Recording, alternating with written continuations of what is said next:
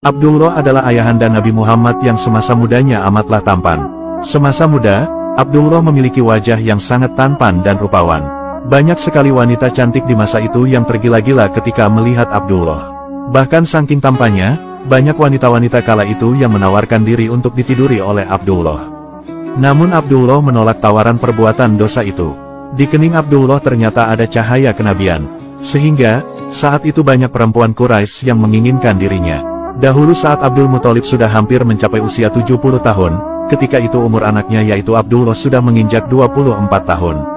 Usia 24 tahun itu sudah tiba masanya untuk dikawinkan. Kemudian, Abdullah lantas dinikahkan dengan seorang wanita yang cantik dan mulia bernama Aminah. Pergilah Abdul Muthalib dan Abdullah mengunjungi keluarga Zuhro.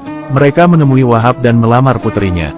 Setelah itu, keduanya pun lantas dinikahkan. Tak berapa lama kemudian Abdullah mesti pergi dalam suatu usaha perdagangan ke Suriah. Beliau meninggalkan istri yaitu Siti Aminah yang kala itu dalam keadaan hamil. Dalam perjalanannya itu, Abdullah tinggal selama beberapa bulan. Saat itu ia juga pergi ke Gaza dan kembali lagi. Kemudian ia singgah ke tempat saudara-saudara ibunya di Madinah sekadar beristirahat sesudah merasa letih selama dalam perjalanan. Sesudah itu ia akan kembali pulang dengan kafilah ke Mekah. Akan tetapi, kemudian ia menderita sakit di tempat saudara-saudara ibunya itu. Kawan-kawannya pun pulang lebih dulu meninggalkannya di Madinah. Dan merekalah yang menyampaikan berita sakitnya itu kepada ayahnya setelah mereka sampai di Mekah. Begitu berita sampai kepada Abdul Muthalib, ia mengutus Haris anaknya yang sulung ke Madinah supaya membawa kembali bila Abdullah sudah sembuh. Tetapi sesampainya di Madinah, ia mengetahui bahwa Abdullah sudah meninggal dan sudah dikuburkan sebulan sesudah kafilahnya berangkat ke Mekah.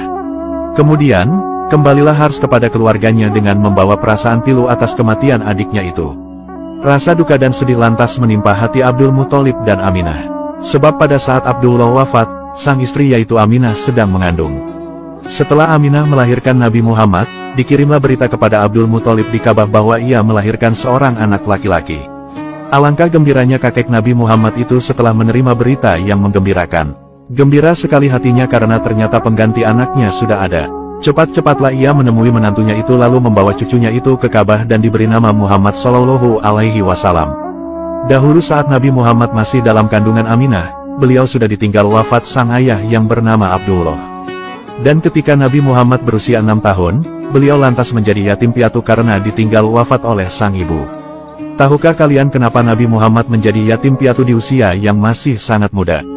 Jadi, inilah keinginan Allah dalam mendidik Nabi Muhammad supaya beliau tidak memanggil Abi-Abi, tetapi Nabi Muhammad memanggil Robi-Robi.